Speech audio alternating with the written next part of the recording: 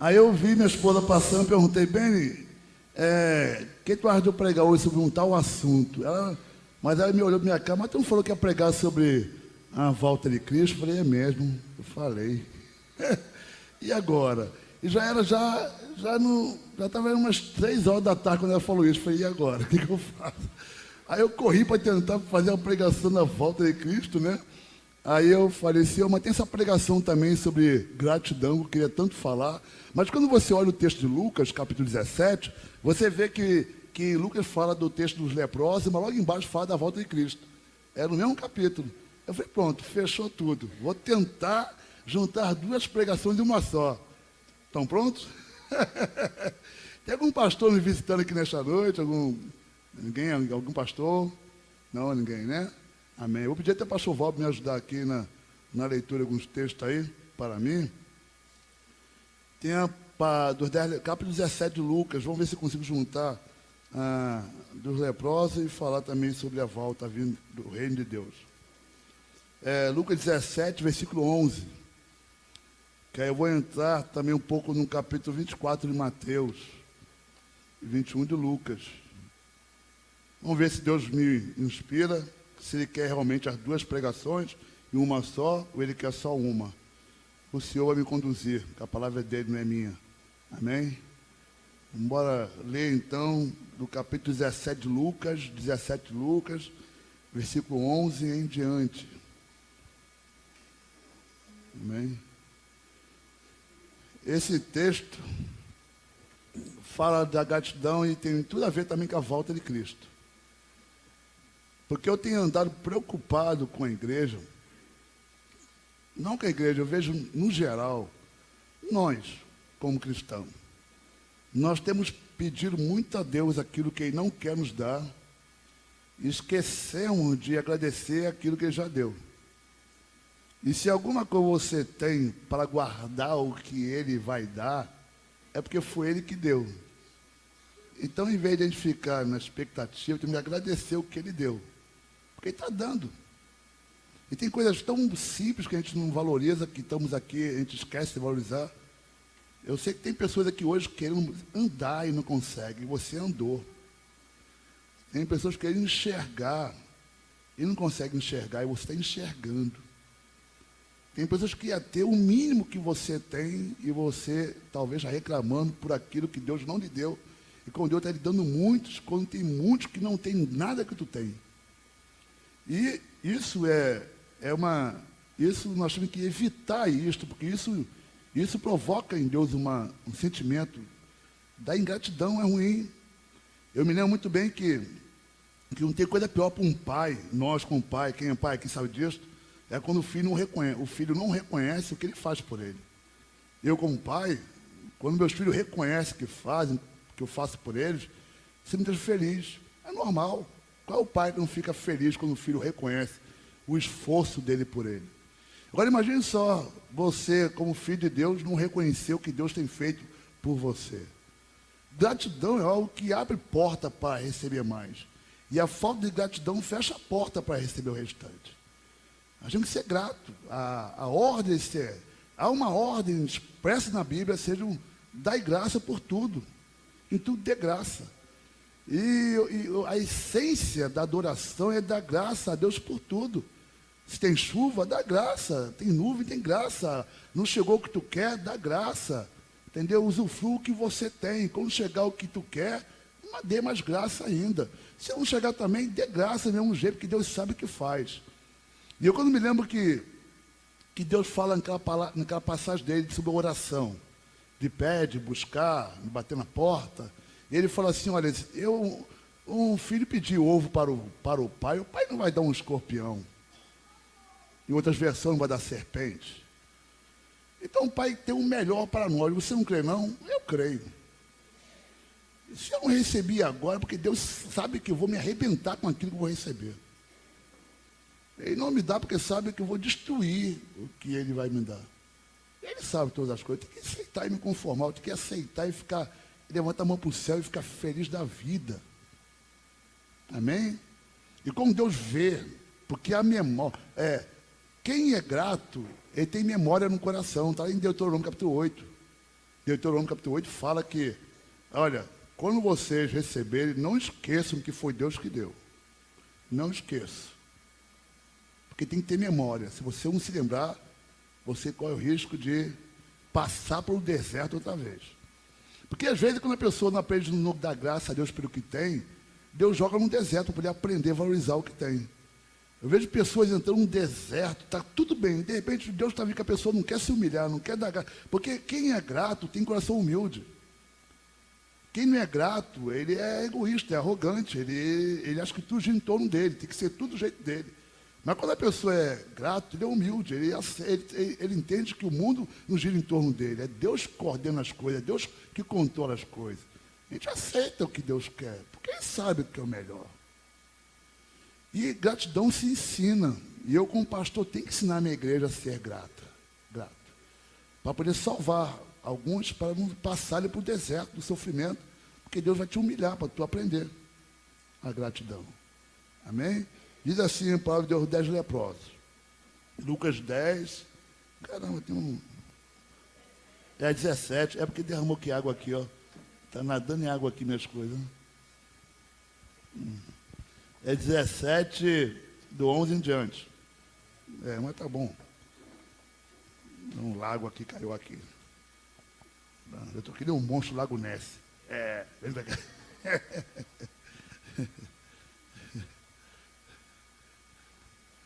Diz assim a palavra do Senhor. De caminho para Jerusalém, passava Jesus pelo meio de Samaria e da Galileia. Ao entrar numa aldeia, saíram-lhe ao encontro 10 leprosos, que ficaram de longe e lhe gritaram, dizendo: Jesus, mestre, compadece-te de nós. Ao vê-los, disse-lhe Jesus: Ide e mostrai-vos aos sacerdotes. Aconteceu que, indo eles, foram purificados. Um dos 10, vendo que fora curado, voltou, dando glória a Deus em alta voz, e prostrou-se com o rosto em terra aos pés de Jesus, agradecendo-lhe. E este era samaritano. Então Jesus lhe perguntou: Não eram 10 os que foram curados? Onde estão os 9? Não houve porventura quem voltasse para dar glória a Deus, senão este estrangeiro? E disse-lhe: Levanta-te e vai, a tua fé te salvou. Interrogado pelos fariseus sobre quando viria o reino de Deus, Jesus lhes respondeu: Não vem o reino de Deus com visível aparência, nem dirão, ei-lo aqui, ou lá está, porque o reino de Deus está dentro de vós. A seguir dirigiu-se aos discípulos: Virá o tempo em que desejareis ver um dos dias do Filho do Homem, e não o vereis. E vos dirão, ei-lo aqui, ou lá está, não vades nem os sigais, porque assim como o relâmpago, fuzilando, brilha de uma a outra extremidade do céu, assim será no seu dia o Filho do Homem. Mas importa que primeiro ele padeça muitas coisas e seja rejeitado por esta geração. Assim como foi nos dias de Noé, será também nos dias do Filho do Homem. Comiam, bebiam, casavam e davam-se em casamento, até o dia em que Noé entrou na arca e veio o dilúvio e destruiu a todos. O mesmo aconteceu nos dias de Ló. Comiam, bebiam, compravam, vendiam, plantavam e edificavam. Mas no dia em que Ló saiu de Sodoma, choveu do céu fogo e enxofre e destruiu a todos. Assim será no dia em que o Filho do Homem se manifestar. Naquele dia, quem estiver no eirado e tiver os seus bens em casa, não desça para tirá-los. E de igual modo, quem estiver no campo, não volte para trás. Lembrai-vos da mulher de Ló. Quem quiser preservar a sua vida, perdê-la-á.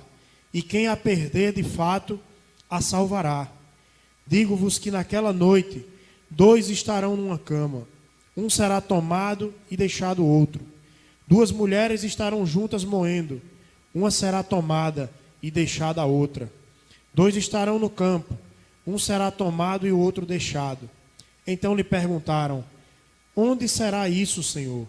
Respondeu-lhes: Onde estiver o corpo, aí se ajuntarão também os abutres. Amém. 24, depois. Vamos orar? Pai amado, Pai querido, estou aqui, meu Pai, neste lugar que o Senhor me colocou para poder conduzir a sua igreja e a sua palavra nesta noite. Pai, eu nada tenho para dar para eles, se o Senhor não me inspirar, se o Senhor não pregar através de mim, eles não vão entender nada, vão estar aqui perdidos, ouvindo um homem falar. Mas se o Senhor colocar as palavras suas na minha boca, eu tenho certeza que eles vão entender tudo que vai ser dito aqui. Não só eles, como eu também. Iremos aprender e sermos impactados com o seu poder, com a sua graça e misericórdia. Deus, Espírito Santo, em nome de Jesus Cristo, dê uma unção neste lugar. Nós te louvamos neste dia. É domingo, o primeiro dia da semana, a primícia da semana na qual nós te louvamos e glorificamos, Senhor. Exaltado seja o santo nome, glorioso, majestoso, Pai eterno, Pai da eternidade. No nome de Jesus Cristo, Deus, Espírito Santo, venha nos inspirar, venha falar conosco, venha me usar nesta noite, Senhor. E trabalhe em cada coração, em cada mente, para entender a sua palavra e serem transformados, nos transforma, meu Senhor, nos limpa, nos lava, nos purifica, Senhor, nos guia, nos orienta, exorta a cada um de nós nesta noite. Senhor, fale conosco, Senhor. Deus, Espírito Santo, Senhor, acalma o seu povo. Pai, em nome de Jesus Cristo, nós repreendemos todo impedimento para esta palavra nesta noite, no nome de Jesus Cristo, para a glória de Deus Pai, Deus Filho, Deus Espírito Santo. Amém, amém, amém. Fala aqui sobre o Lucas, a gratidão. A gratidão é algo interessante. Gratidão é algo que realmente... Eu estava vendo no YouTube lá, tem até um site de uma mulher lá que ela está ensinando, dizendo que... umas coisas meio malucas, né? O YouTube tem algo engraçado, mas a gente até entende essas pessoas. Tem toda uma gama de uns psicólogos, né? Cientistas, de neurociência e tudo mais, estudando que a gratidão produz algo que conecta com o universo e que atrai bênção para as pessoas. Eu acho que legal, eu estou entendendo que Deus falou há muito tempo na Bíblia dele. A gratidão, na verdade, é algo que abre a porta para ser mais abençoado. Quando tu é grato, mais abençoado tu é. Porque a gratidão abre a porta para tu ser abençoado, porque Deus criou um princípio bom, um princípio para nos abençoar. Porque quer nos ensinar a sermos dependentes, submissos, entendermos que dependemos de alguém. A pessoa que não é grata é autossuficiente, ele é arrogante, ele é soberbo, ele acha que o que tem foi ele que conseguiu. Ele acha que tem, é obrigação dele ter. Tipo assim, se eu trabalhei, mereço ter o que eu tenho. Se eu me esforcei, mereço ser o que eu sou. Mas não é assim não. Tu pode ter se esforçado, mas quem deu força para você ter a força foi Deus. E quem operou para tu conseguir sua bênção foi Deus. E é um princípio que Deus ensina. Olha, você tem que aprender uma coisa. Ser grato é ser humilde, é reconhecer que você é pó, reconhecer que você é limitado, reconhecer que você é dependente. E isto liga você a Deus mais ainda. Então, por isso que Deus estimula a bênção para quem é grato. Ele estimula a bênção para quem é grato, porque Ele quer conectar você mais com Ele ainda. E você conectado com Deus mais ainda, sem dúvida nenhuma, sua vida é altamente controlada e abençoada por Ele. Quem tem uma vida com Deus no controle, tem uma outra vida. Quem não tem uma vida com Deus no controle, tem uma vida de assusto, de assombro. Hoje eu estou bem, amanhã eu estou mal. Hoje eu estou legal, amanhã eu estou apavorado. Tem pessoas que não entenderam que não é o que tu tem, é melhor não ter nada e ter Deus do que ter tudo e não ter Deus. Porque com nada com Deus é muito, sem Deus não é nada. Um com Deus é muito, sem Deus, sem Deus não é ninguém, não é nada. Então, esse leproso, Deus deixou essa passagem aqui para ensinar esse fato. Três coisas você vê. Primeiro, os leprosos eles estavam doentes. Lepra é uma doença horrível naquela época. É uma doença que aquela pessoa que tinha lepra estava condenada à morte. Quem tinha lepra não tinha cura. Tanto é que o leproso era isolado, ele era expulso do meio da comunidade, vivia isolado lá no meio dos desertos, na rocha, nas pedras, e eles eram estigmatizados, discriminados, empurrados para fora. Tanto é que o leproso nem cortar cabelo cortava, ele tinha que deixar o cabelo crescer para poder as pessoas olharem para ele e saber que é um leproso. Eles usavam um guiso no pulso, um ensininho no pulso, no tornozelo, para onde eles andarem, as pessoas ouviram um barulho do guiso e correr deles. E eles eram obrigados a andar no meio da rua gritando assim: aqui vai o imundo, aqui vai o imundo, aqui vai o imundo. Coisa horrível. Era totalmente, quem tocava, pela lei judaica, quem tocava um leproso, era considerado impuro, não podia fazer mais nada. Então, imagine só, aí esses leprosos, por reconhecer sua condição de pó, de miserável, de necessidade de Deus, eles correram em alta voz, gritando por Jesus, pedindo misericórdia. É uma situação, quando a pessoa é dependente, ele rasga a sua alma, o coração, e parte atrás de Deus em desespero. Mas quando a pessoa é arrogante, soberba e dono do seu próprio nariz, é independente, autossuficiente, ele nunca vê Deus como algo que ele precisa. Está me entendendo? E esses leprosos, por estar na situação que eles estavam, eles só reconheceram um Deus, correndo atrás de Deus. E interessante que chegaram 10 leprosos para Deus curar. Mas nesse texto tem uma passagem que eu acho interessante. Tem uma parte do texto que fala assim: enquanto eles iam, Jesus não curou os leprosos naquela hora. Jesus não disse nada, esteja limpo agora. Você pode ver que o texto diz que o Senhor vai lá e se apresenta aos sacerdotes. Se apresentam ao sacerdote. E diz assim: e quando eles iam, ficaram curados. Olha que interessante. É uma cura com base na obediência à palavra de Deus. Eles obedeceram a Deus e foram curados. Se eles não tivessem ido como Deus mandou, não seriam curados. Estão me entendendo? E é interessante que é uma cura que está atrelada a uma obediência a Deus. Quando a gente é obediente a Deus, tudo dá certo. Quando a gente não obedece, tudo dá errado. Está me entendendo? Agora, eu quero bater nesse ponto da obediência também. Os leprosos chegaram perto de Deus e Deus não o curou. Eles podiam ficar até chocados, porque ele me curou aqui. Aí o Senhor vai até o sacerdote e se apresenta com ele. E quando estava no meio do caminho, os 10 ficaram curados. Só que os 10 ficaram curados, só um se ateve, que a cura dele foi Deus que fez. O interessante, só um voltou, gritando, dando glória a Deus em alta voz. 10 foram, só um voltou. E o texto fala, o único que voltou era justamente um samaritano. Quem é essa figura samaritana? Já expliquei, um samaritano era um povo odiado pelo judeu, inimigo do judeu. E o Senhor frisou bem sobre o samaritano. De todos que voltaram, dos 10 leprosos, só um voltou. E quem voltou foi justamente um estrangeiro. Em outras palavras, quem voltou para agradecer a Deus foi justamente aquele que não era crente. Os 9 que eram crentes, nem aí para agradecer a Deus. E era um texto que mostra o quanto Deus dá importância à gratidão. Ele analisa a sua gratidão. Ele verifica se você é uma pessoa grata. E é interessante isso para a gente aprender, que tem pessoas aqui que querem para estar agradecendo, porque se marcar um culto aqui de cura, ou quebra de maldição, ou para pedir bênção para Deus, o culto enche. Se marcar culto para poder receber cura, isso aqui lota. Mas se marcar um culto de ação de graça, não enche não. E quando a gente pergunta assim, quem tem algo para compartilhar com a igreja de bênção de Deus, não aparece quase ninguém. A proporção é exatamente muito parecida com aqui. De 10, um só volta para agradecer a Deus.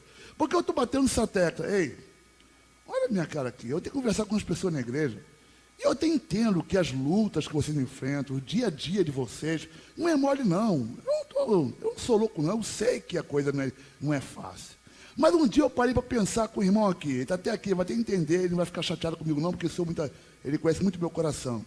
Eu conversando com ele aqui, brincando com ele, falei, vamos fazer eu e ele, vamos fazer aqui uma dinâmica. Vamos contar o que aconteceu de bom hoje para você. Ele começou a contar. Tu acordou com vida? Acordei. Tu comeu? Comi. Tomou café? Tomei. Almoçou? Almocei. Aí começou a pensar. E quantas coisas ruins aconteceram hoje? 1 ou 2. Então a proporção para as bênçãos está bem maior para as não bênçãos, não é verdade? Então você sempre tem mais razão para agradecer do que reclamar. Mas mesmo diante de muitas bênçãos, nós somos murmurando. A gente murmura, reclama e somos muitas maldizentes. Parar para pensar como Deus tem visto isso. E vou dizer mais, porque esse texto emenda aqui, numa coisa que eu acho interessante, o texto fala da volta de Cristo. Vou dizer algo para você aqui. Sabia que vocês aqui, pertencem a uma raça que não morre mais. Vocês pertencem a uma raça que não morre mais. Dá para dar glória a Deus? Vou repetir, vocês pertencem a um povo que não morre mais. Vocês pertencem a um povo que não vão para o inferno. Dá glória a Deus? Vocês pertencem a uma nação cujo Deus é o Senhor. Dá glória a Deus? Vocês pertencem a uma raça que o próprio Deus anda contigo. Dá glória a Deus? Outro dia eu estava aqui pregando sobre Moisés aqui. Eu achei interessante que a Bíblia fala lá em Êxodo capítulo 33, é por aí mais ou menos, diz que quando o Espírito, quando a glória de Deus descia na tenda da congregação, Moisés se enchia da presença de Deus. Eu falei, que legal, Moisés. E ele moveu o mar vermelho, o cajado dele saiu água da rocha, ele fez o pão, ele orou, o pão desceu do céu, codornize, e ele fez isso tudo com uma glória bem menor do que existe com você hoje. Moisés não tinha o Espírito Santo habitando dentro dele. Ele tinha a manifestação do Espírito Santo de Deus na vida dele. Hoje, pelo sacrifício de Jesus Cristo, o Espírito Santo hoje habita em você, é selado em você. Então você é um povo que é para estar agradecendo a Deus toda hora. É para estar dando glória a Deus o tempo todo. Eu quero dizer para vocês o seguinte, vocês são um povo tão diferente, que Jesus anda do seu lado todo dia, porque Ele prometeu, estarei convosco até a consumação do... Sabe o que é andar com Jesus do lado o tempo todo? Sabe o que é isto? No Antigo Testamento, Sansão, Davi, não tinha esse privilégio. Abraão não tinha esse, ele andava com Deus sim, mas não da maneira como vocês andam. Você pode ver que havia uma manifestação de Deus assim, com uma certa frequência com Abraão, com Moisés, mas não era permanente como é em vocês, todo o tempo todo, todo dia, a cada caminhada sua, Jesus está contigo. Olha, me diga uma coisa, olha minha cara aqui. Se Jesus está andando contigo, como você está me dizendo que o que está acontecendo contigo está dando errado? Vou repetir. Se Jesus anda com você do lado, como você tem a coragem de dizer que o que está acontecendo com você é coisa ruim?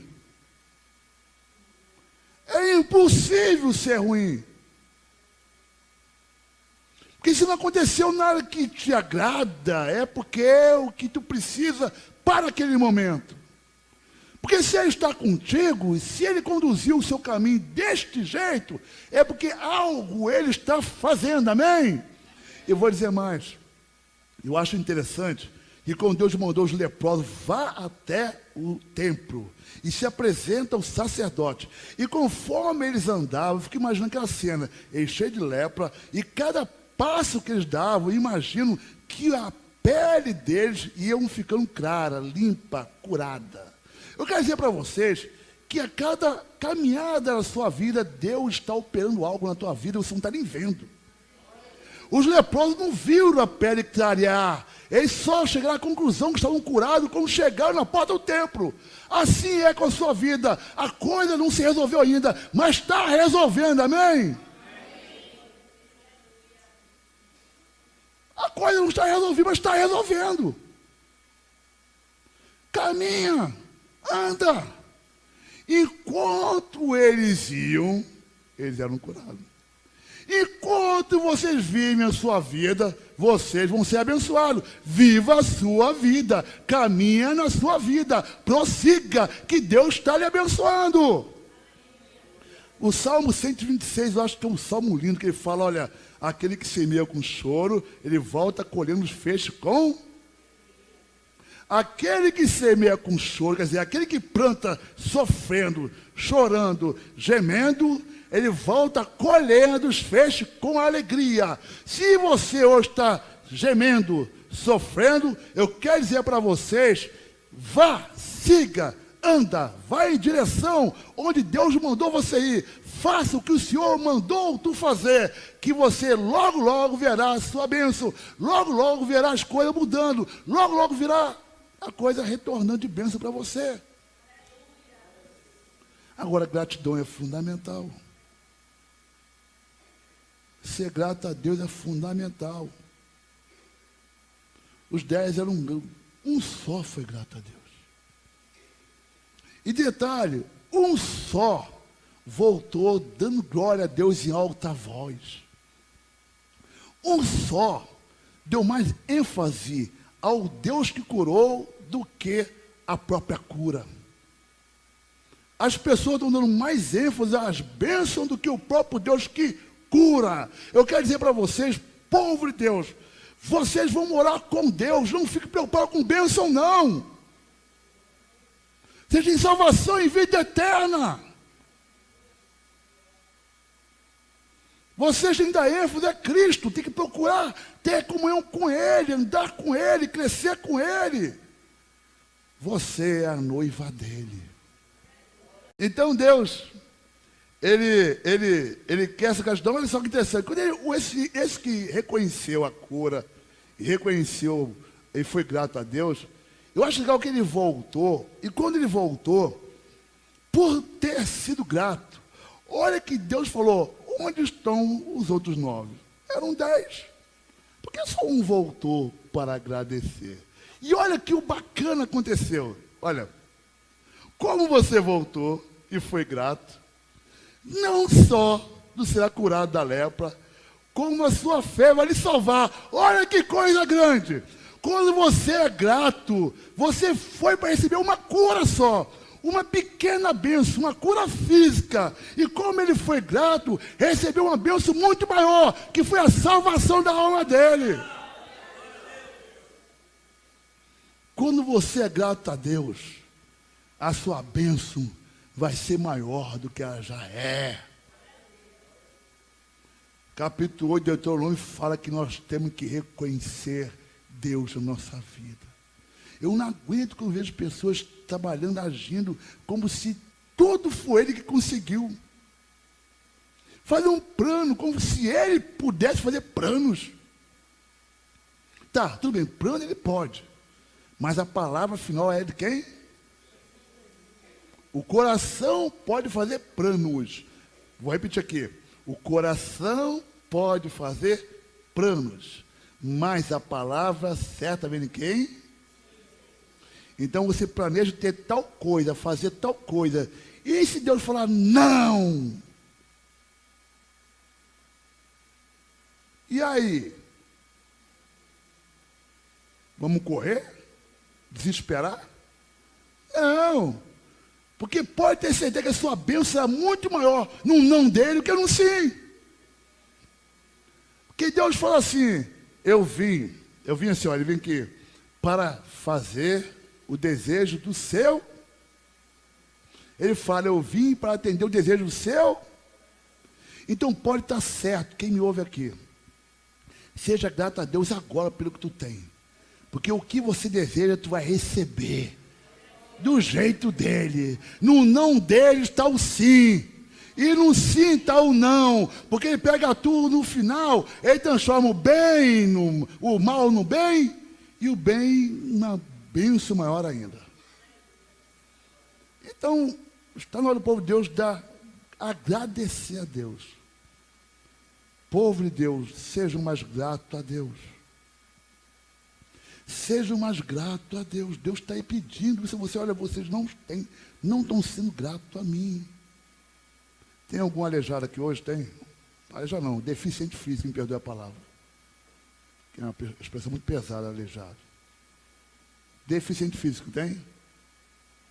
Porque se tivesse, ele dizia o seguinte, a minha luta é grande. E ele fala para mim, eu vi aquele Olimpíadas dos deficientes, né? Para a Olimpíada, né? Eu fiquei assim impressionado. Pensa uns guerreiros. Se tinha atleta, ali eram uns atletas verdadeiros. O que eles homens faziam com o corpo, na dificuldade, na luta, no esforço? Eu com 2 pernas, 2 braços para caminhar na praia na dificuldade. E o cabo lá roda naquela cadeira de roda, joga basquete, pula, faz tudo. E Deus falou, está vindo aí, filho, está reclamando, está engordando, barrigão aí, o cabo lá todo.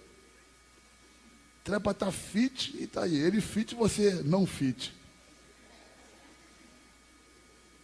Você não está sendo grato a mim, por estar com duas pernas. Às vezes, é necessário Deus tirar para ainda dar valor que tem. Isso que mais me dói. Tem pessoas que não estão no valor, dando o valor que tem. Aí Deus tira o emprego. Aí vai reclamar porque não tem mais emprego.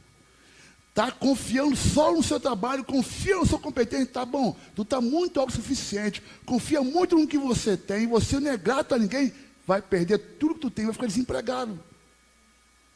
E aí, quando tu aprender e entender que você é dependente de Deus, vai para o deserto. Vá, reconheça Deus. Antes que Deus ponha você um deserto para aprender. Estão me entendendo? E quando se é jovem, então aí que é perigoso essa autossuficiência. Eu até pouco tempo atrás achava que eu estava bem. Eu sempre falo aqui no púlpito que me disseram um dia, eu era militar, eu era bem fit mesmo, eu era altamente fit, viu? Quem viu minhas fotos sabe que eu era altamente malhadão, eu tinha o melhor tempo de corrida, tinha. A minha esposa, mas vi minhas fotos. Eu corria 15 quilômetros com uma bala. Eu andava 5.000 na piscina sem cansar. Fazia travessia de natação, 18 quilômetros, da Baía da Guanabara inteira, nada. Atravessava a Rio Amazonas, de um lado do outro, assim, alguns pedaços do Rio Amazonas, pulava de helicóptero, atravessava e nada. De repente, do nada, fit legal, bem legal, saí do quartel para advogar, todo mundo sabe minha história aqui. Não durou nem 3 meses, meu fit acabou. Aliás, não durou nem 3 anos. Quando eu estava bem fit, o médico falou para mim assim, eu no quartel, você pode morrer de tudo, menos do coração. Fit, olha, fortão. Com 3 anos, simplesmente eu tenho no meu coração hoje 2 mamárias e 3 safenas. Baixou 3 anos de descuido do meu fit para ter 2 mamárias e 3 safenas no coração. Uma cirurgia de 9 horas de cirurgia, na mesa cirúrgica, 9 horas sendo cirurgiado. Para quem nunca morreria de coração, quase morri de infarto. Então, não fica com essa história dizendo que vocês têm tudo. Não, confie em Deus, Pai, confia em você. Amém? Então, aí eu entrei nos leprosos. Os leprosos foram lá, um voltou, e como ele reconheceu, foi grato a Deus, recebeu uma outra bênção, que é a bênção da salvação, amém? Aí o Senhor pega e mergulha na segunda vinda dele. Maranata, ora vem, Senhor Jesus. Eu não estou nem um pouquinho satisfeito com essa vida, não. Eu não estou, não. Estou satisfeito com a vida que eu tenho no sentido de viver, porque eu sou um servo de Deus, estou tranquilo. Mas com o mundo como está, não estou satisfeito, não. Com as coisas que eu estou vendo neste mundo, não dá para ficar bem.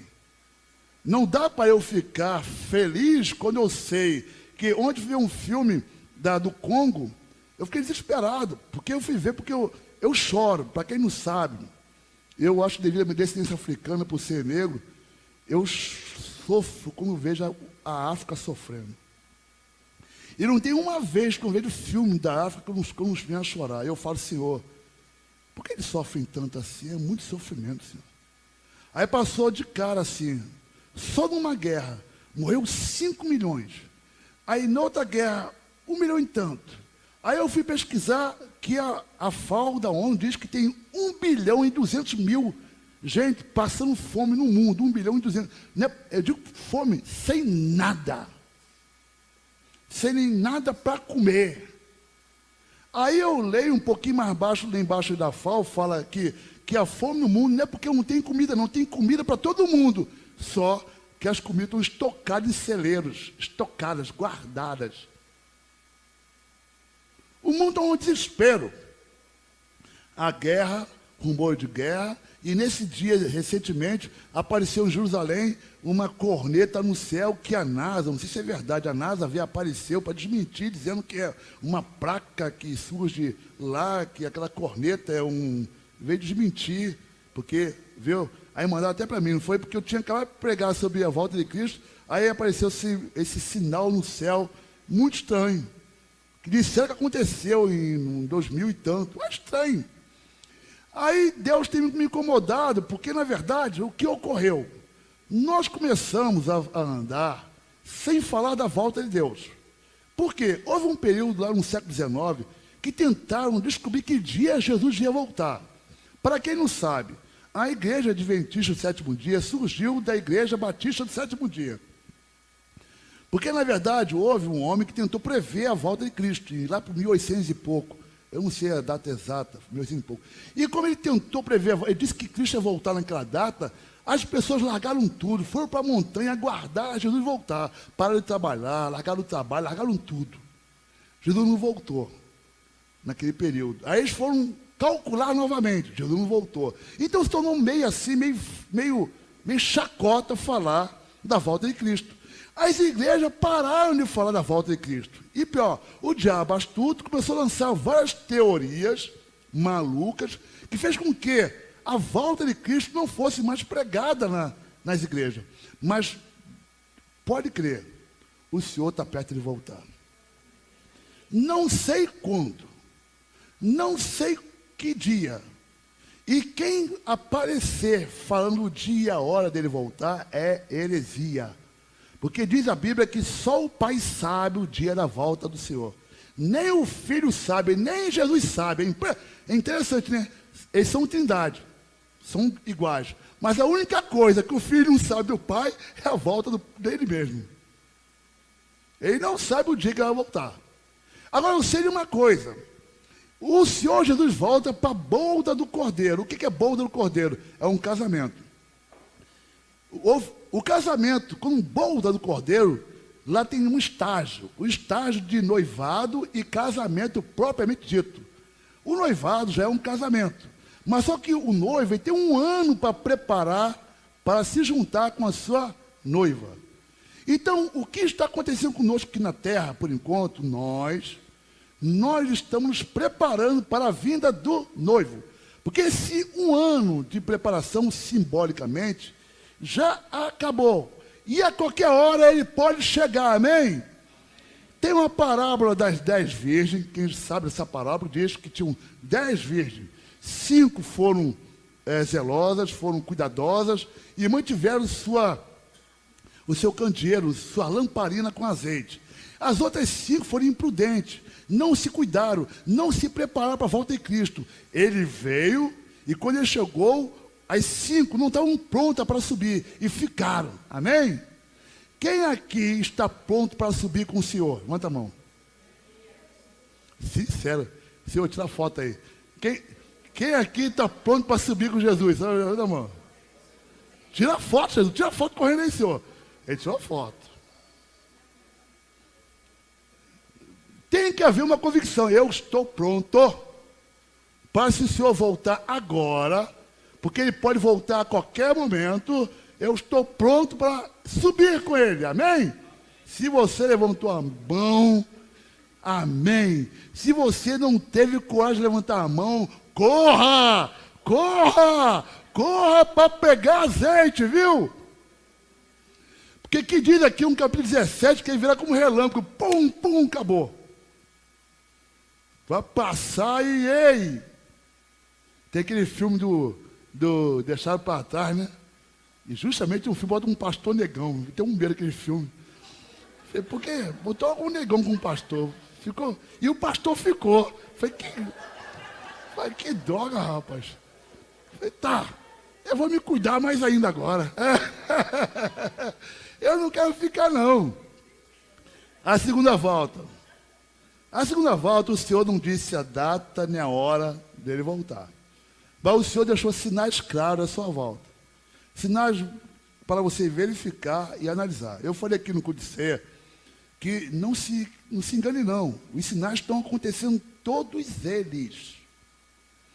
Vamos olhar em Mateus 24, vamos dar uma lida em Mateus 24, do 3 em diante. Pedi Val para ler para mim, pastor Val, para ler Mateus 24, do 3 em diante. Eu quero me preparar e eu quero que a igreja de Betel esteja pronta para a volta dele. O Messias volta. E logo, logo. houve, no capítulo 17 que vocês leram, diz que o povo era como na época de Noé. O povo comia, casava e festejava. E de repente veio o dilúvio. Ele fala, é como na época de Ló. Está tudo normal em Sodoma e Gomorra. De repente veio o fogo do céu, destruiu.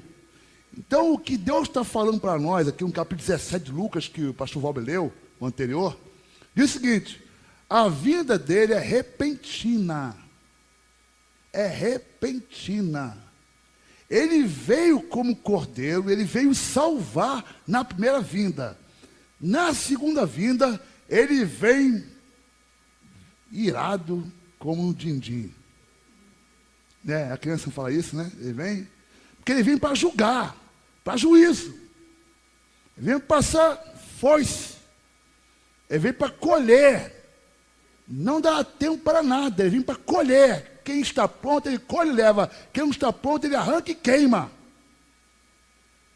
O Senhor não vem mais para conversar conosco mais não. Ele não vem mais dar uma chance, não. A chance já foi dada. A única religião da terra que fala que a salvação é graça é o cristianismo. Se você for ver budismo, hinduísmo, todas as religiões do mundo, são muitas religiões, cobram sacrifício. Cobram chicotada, sacrifício, entrega de oferta, cobram manjar, cobram não sei o quê, vai na macumba, cobra a galinha, vai lá na Índia, cobra mergulhar no rio Gange, vai lá no Japão, você é obrigado a passar num buraco que é um ó do Buda, tem que botar um Buda na sua casa com aquela coisa dele para trás, entendeu? Exige de você um monte de coisa, todas as religiões cobram tudo. O cristianismo é a única religião que a salvação veio de lá para cá, não daqui para lá. É a única religião, é a única fé, que na verdade ninguém dá sacrifício a Deus, é Deus que se sacrifica por nós. É por isso que o Senhor falou assim, dá graças a mim, dá graças a Deus, agradeça a Deus, porque o cristianismo é a única religião que o Deus se sacrificou para lhe salvar. Ele não lhe cobra nenhum sacrifício. Todas as religiões do mundo cobram sacrifício. Deus não lhe cobra nenhum sacrifício. Aí eu pergunto, o que você quer mais desse Deus? Dá graças a Deus aí, dá glória aí. Ele se sacrificou para lhe salvar. E vou dizer mais, é a única religião que fala que ele foi e promete voltar. Buda não vai voltar, Siddhartha Gautama não vai voltar, ninguém vai voltar. O único que vai voltar é o verdadeiro Deus. Amém? Vamos ver os sinais da volta de Cristo aqui. 24:3 em diante. No Monte das Oliveiras, achava-se Jesus assentado. Quando se aproximaram dele os discípulos em particular e lhe pediram, dize-nos quando sucederão estas coisas e que sinal haverá da tua vinda e da consumação do século. E ele lhes respondeu, vede que ninguém vos engane, porque virão muitos em meu nome, dizendo, eu sou o Cristo, e enganarão a muitos. Pronto, eu vou pedir para você sentar aqui para mim, Valber, tu lê versículo por versículo para mim. Amém? Então, diz aqui, primeiro sinal que o Senhor disse da volta dele, que muitos vão o quê? Enganar que é o Cristo.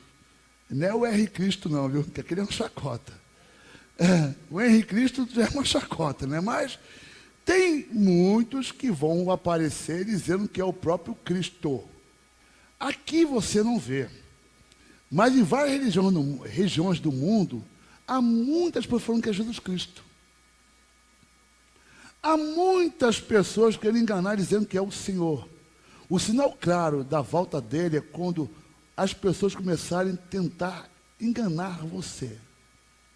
E quando ele fala em enganar, ele diz o seguinte, até os eleitos poderão ser enganados, mas não serão enganados, que Deus não deixará. Mas será tão claro. Eles vão fazer sinais, vão fazer milagres. Então lembraram lá do Egito? Lá no Egito, os magos do faraó também fizeram milagres. As pragas do Egito, a maioria deles, eles repetiram. Então, vai aparecer pessoas fazendo sinais e maravilhas, milagres, dizendo que ele é o Messias. Então, vou alertar aqui a igreja. Sinais e maravilhas não é sinal que é Jesus, não, viu? Vai aparecer pessoas, porque já está aparecendo. O que não falta de pessoas, não só no YouTube da vida, dizendo que é o Senhor, e vai aparecer mais. Busca no YouTube lá. Eu entro no YouTube para ver essas coisas. Tem vídeo falando de não sei o que, dos anjos, os 7 anjos, os 10 anjos mais poderosos de Deus. Aí pega o livro de Enoque e bota, faz uma encenação, aí faz uma coisa, aí começa a crer. Rafael, Ariel. Aí eu começo. Depois vai aparecer um Ariel da vida, eu sou Messias. Um Rafael, eu sou Messias. Ou então um próprio demônio dizendo que ele é o Messias. Estão me entendendo? O sinal da volta dele é quando começar a aparecer pessoas dizendo que é o Messias. Amém? E muitos serão enganados. E a ordem mundial está nos conduzindo para isso. Outro sinal que tem. Vamos ler, me perdoe o babê aqui. 3. E ele lhes respondeu. Ah, não, perdão. É o 6. A partir do 6, né? É. E certamente ouvireis falar de guerras e rumores de guerras. Vede, não vos assusteis, porque é necessário assim acontecer. Mas ainda não é o fim. Porquanto se levantará nação contra nação, reino contra reino, e haverá fomes e terremotos em vários lugares. Amém. Hoje está dizendo que não é que não vai ter, que as guerras não ocorreram ou não ocorrem. Vai intensificar a quantidade de guerra. Olha, se você for olhar a história, o crente tem que olhar um pouco a história. No período, lá antes do século XIX, antes da Primeira Guerra Mundial, as guerras morriam 1.000, 2.000, 3.000. Aí começou-se uma guerra mundial, morreram milhões. Só de judeu morreu 6 milhões. De russo, 8 milhões. De americano foi 5 milhões. E assim vai. É de milhões. Japonês, outro tanto que morreu. De milhões. Aí você vai no Congo, um país pequenininho, uma guerra tribal, morreu 1 milhão em um mês. As guerras estão aumentando. Nunca teve tanta guerra na história como tem ocorrendo no século 20 e 21. Muitas guerras. As guerras estão intensificando, são guerras demais. Guerra em casa, guerra na família, guerra nas favelas, guerra urbana, homicídio, assassinato, tá? Guerra de nação contra nação, guerra entre a nação, guerrilha e guerra. Hoje tem mais de 200 guerras acontecendo ao mesmo tempo agora no mundo. Você tem alguma dúvida que o Senhor não vai voltar? Você tem alguma dúvida que ele não vai voltar, não? Guerras estão acontecendo. O problema é que o brasileiro, quando ele olha para o Brasil. Ah, como é que não tem guerra? Então não está se cumprindo os sinais, não. Os sinais estão acontecendo. Igreja, se prepara, o Senhor está voltando, se conserte, se emende enquanto é tempo, Ele está voltando. Não brinque com a sua salvação, não brinque com a sua salvação, não brinque, Ele está voltando, sinais claros, as guerras estão aumentando. O que mais o Senhor fala aqui agora? Porém, tudo isto é o princípio das dores. Então sereis atribulados, e vos matarão. Sereis odiados de todas as nações, por causa do meu nome. Pronto. Atribulados. Tribulação que o Senhor está falando é uma grande tribulação. Tão terrível, tão forte, tão assustadora, que nem vai se comparar ao que aconteceu com Nero. O que aconteceu na época do César lá foi nada. Tanto é que naquele período Deus não fez nada. Hoje, eu tenho falado aqui na igreja, estão morrendo mais cristãos do que naquela época. Muito mais. Muito mais. Eu peguei uma cena que mandaram para mim no grupo de pastores. Os pastores botaram lá, foi até o pastor lá, mandou no grupo. E eu fiquei assim, eu olhei. Olha que eu fui militar 16 anos. Olha que eu era um cara, eu não era nada bonzinho, né? Mas quando eu olhei que eu acendo meu amigo, até para mim o estômago é complicado ver isto. a decapitação de um cristão de uma forma absurda, como um animal, acaba cortando com um facão e custando a cortar. E isso está acontecendo com frequência aí fora. Só o fato de você falar que é um cristão, tu está morrendo hoje. Na África, está morrendo de bolo, são muitos morrendo. Eles estão sofrendo demais. A tribulação está demais. Capítulo 7 do Apocalipse, o Senhor fala disto. Vamos ler Apocalipse 7.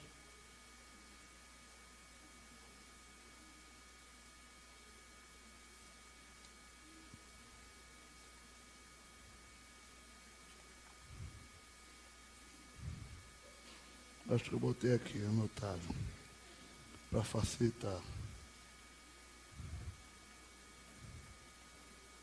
7 que fala da grande tribulação. Quem achar aí, dá um glória a Deus. Acharam? 7 o quê? Pode ler para mim.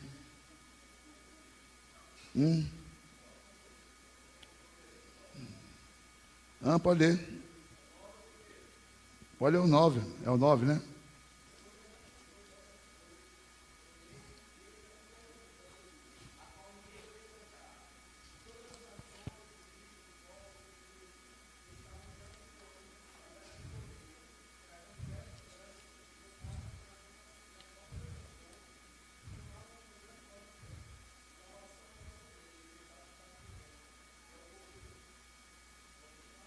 Pode.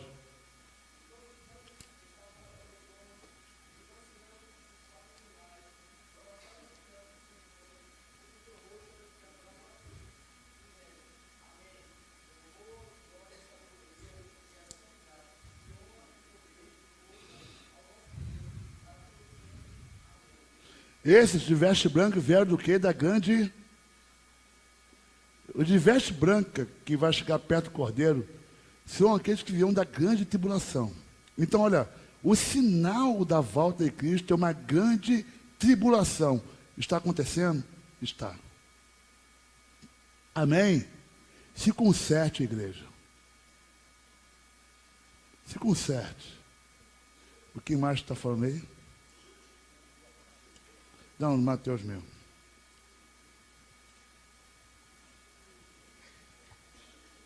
Verso 10.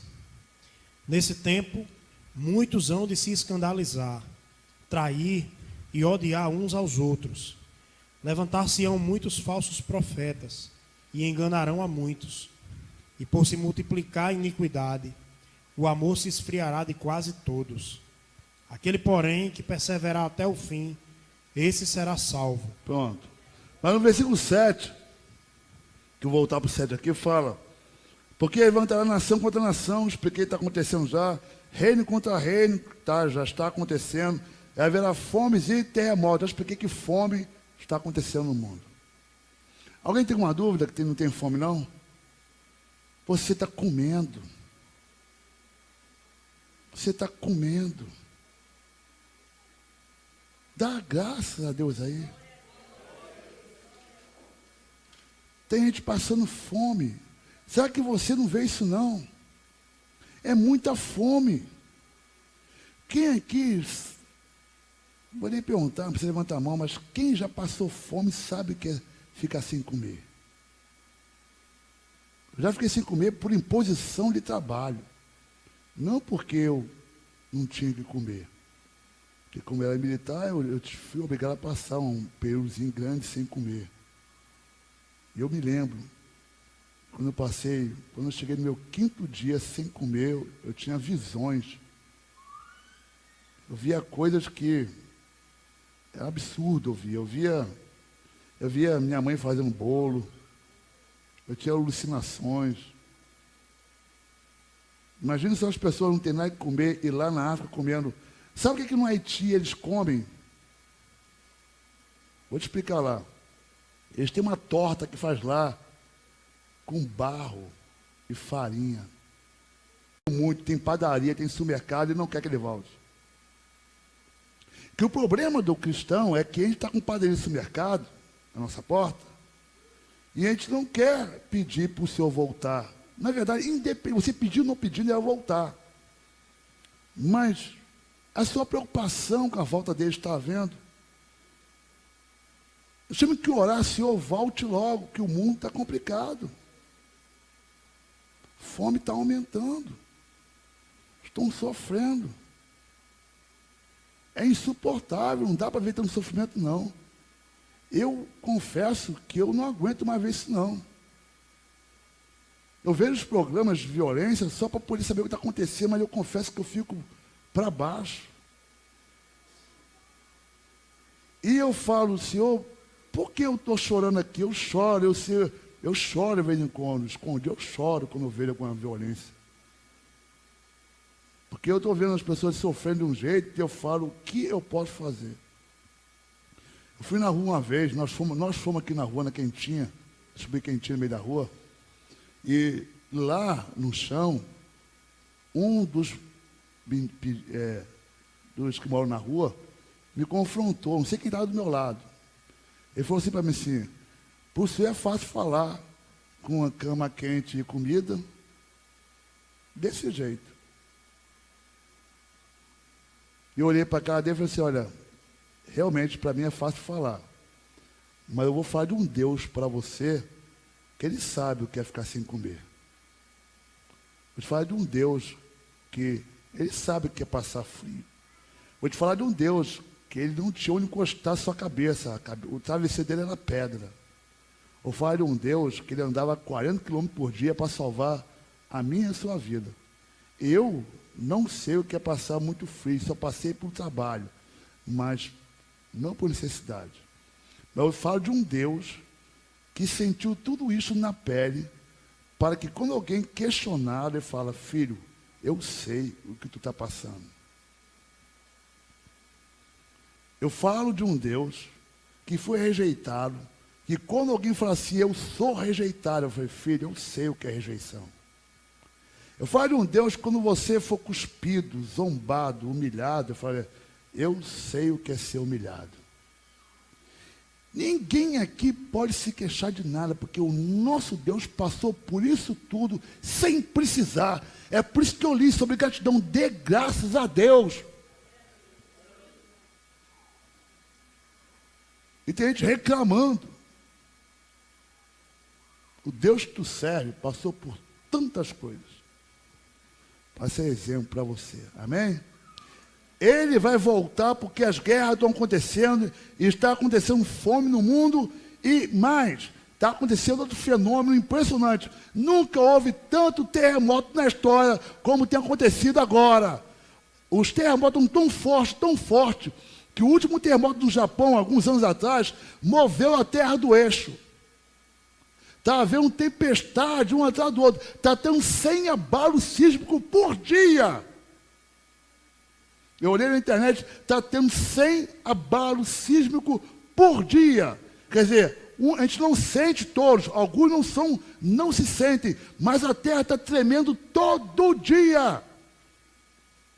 Na Itália, milhões. Japão, milhões. Eu vi de uma época que eu nunca ouvi falar o tal de tsunami. Tsunami agora virou onda, virou moda. Até fala que vai ter tsunami até aqui. Eu estou até me preocupado, tenho que mudar de casa logo, viu? Tem que correr. Furacão no Brasil, terremoto no Brasil, que é raro ter acontecido. Então, quer dizer, os sinais de Deus estão acontecendo, terremotos um atrás do outro. Ou será que você não está vendo isso na televisão, não? Está na televisão todo dia falando. Terremoto, terremoto, terremoto, terremoto, terremoto e mais terremoto. Eu quero dizer para vocês, não para se assustarem, eu quero dizer para vocês que os sinais da volta do Senhor Jesus estão bem claros para mim. Eu tenho que me ajeitar. Ou você não percebeu, não. Ou só vai acreditar quando acontecer um terremoto aqui na Paraíba. Se acontecer, misericórdia, que os prédios não aguentam nem um abalozinho. A terra está tremendo, todo canto. De tsunami, um atrás do outro. Eu vi na Malásia agora, o mar varreu a estrada inteira da Malásia lá. Olha, irmão, o mar está voltando para o seu canto. Os sinais estão claros. Pestes. Um atrás do outro.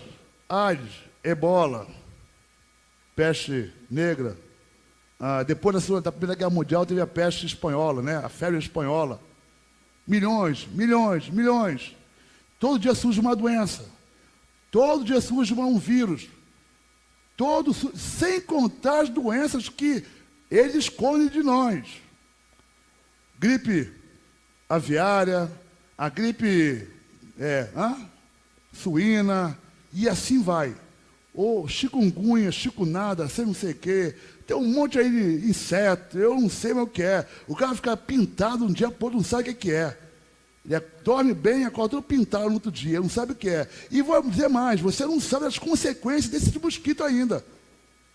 Que ninguém sabe explicar. O que aconteceu dentro do seu corpo. Nós fomos picados por eles. Os efeitos passou, aparentemente. Mas as consequências futuras, para o meu DNA, o DNA dos meus filhos, eu não sei. Nós não sabemos. Então, tem alguma dúvida? O que mais? Febres, peste, tudo. E traição. Amor de muitos vão esfriar. Na verdade, esfriou o amor. As famílias não estão mais tendo um tempo um para o outro. Eu ia pregar aqui no Hope. Hope, teve um culto nosso aqui do Hope. Uma das coisas que eu ia falar é o seguinte: a razão de as famílias estão se destruindo. Primeiro, os pais não são exemplo mais, não dão exemplo. Falam, mas não fazem o que falam. Os pais não têm tempo para os filhos. Testemunho não há. Então, quer dizer, porque não tem tempo? Trabalho, tecnologia, tudo rouba o seu tempo. Os filhos querem um abraço, mas você está lá na internet, no Facebook. Tem mãe que não é mãe do filho, é amigo do filho. É minha amiga. Tu amigo o quê? Você é mãe dela, é mãe dele. Tu não é amiga dela. Amigo vem depois de ser mãe. Primeiro é mãe, depois amiga. E não amiga, depois mãe não. Porque quando você só é amiga e depois mãe, você não põe limite nela. Ela fala o que quer contigo. Então é uma confusão. E a família sendo destruída, está havendo ódio. Todo dia tu vê na televisão, pai matando filho, filho matando pai. Você vê filho jogando, pai jogando filho do prédio, se matando. É um rolo atrás do outro, uma confusão grande. Então me diga uma coisa, falsos profetas também tem um monte por aí. Amém? Agora eu falei isso tudo. Falei da gratidão, falei da volta de Cristo. E eu fico mais ou menos a perguntar a vocês. Vocês creem, acreditam realmente que o Senhor vai voltar? Porque, na verdade, vamos ser sinceros conosco, o comportamento dos crentes na terra não está se condizendo com isso. E fala algo aqui, uma das coisas, um dos sinais claros da volta do Senhor é o aumento da perseguição. Ser cristão não vai ser mais moda. Vocês serão perseguidos. Se vocês não estão sendo perseguidos, é porque vocês estão de acordo com o mundo. Se você está sendo perseguido, é porque você é contrário a esse mundo que está hoje aqui. Os cristãos falam assim, eu não estou sofrendo. É porque você mente ainda, se embriaga, está entrando na onda do mundo, faz trambicagem, faz esquema. A esse crente, o mundo aplaude. E até gosta, até estimula para envergonhar Cristo. O diabo quer estimular crente assim para envergonhar o Senhor. Mas aquele que é crente realmente será perseguido. Eu quero saber qual é o crente que tem coragem de falar para o seu patrão, eu não minto. prefiro ir para a rua do que mentir. Quero ver qual é o crente que tem coragem e fala assim: eu não aceito esse esquema, porque isso é contrário aos princípios cristãos. Porque na hora que o Senhor vier, na segunda vinda, Ele vai olhar para você e perguntar: você realmente seguiu os meus princípios? Disse não à corrupção? Disse não à mentira? Disse não ao adultério? Disse não à pornografia? Disse não àquilo que é errado? Porque se você não está dizendo não às coisas que ferem os princípios de Deus, eu quero gritar para vocês ouvirem aqui nesta noite: Ele está voltando, os sinais estão claros. E não venha falar para mim que o jeitinho brasileiro vai dar jeito nesta história. Não vai dar. Porque ele está bem claro, é como as virgens: 5 se prepararam e 5 não se prepararam. E nesta noite, quer dizer, se prepare, igreja, ele está voltando.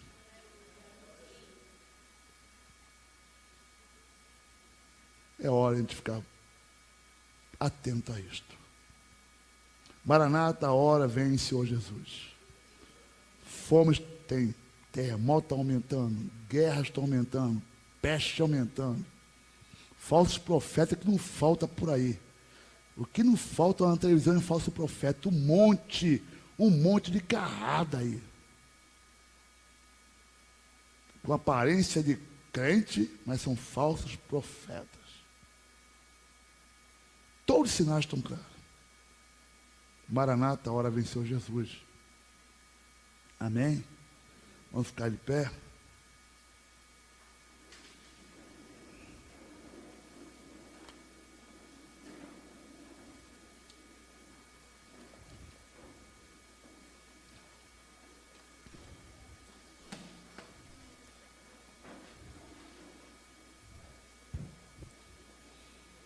Gratidão é a expressão da humildade. O homem que é grato, ele é um homem humilde. E ele é humilde, ele é dependente de Deus. E sendo dependente de Deus, ele é obediente a Deus. Ele sendo obediente a Deus, ele está buscando fazer a vontade de Deus. Eu quero explicar algo para vocês aqui, que na classe de batismo, eu estava falando para as pessoas o seguinte: capítulo 7 de Romanos, Paulo fala assim: o bem que eu quero fazer eu não faço, o mal que eu não quero eu acabo fazendo. Miserável homem que sou, quem vai me libertar do corpo desta morte? Olha, é libertador ouvir esse texto. Primeiro, o Senhor está me falando o seguinte: você é salvo pela graça.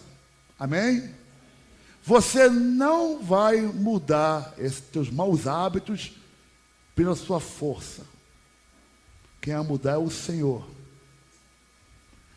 Mas tem uma coisa que o Senhor fala nesse texto também. Se eu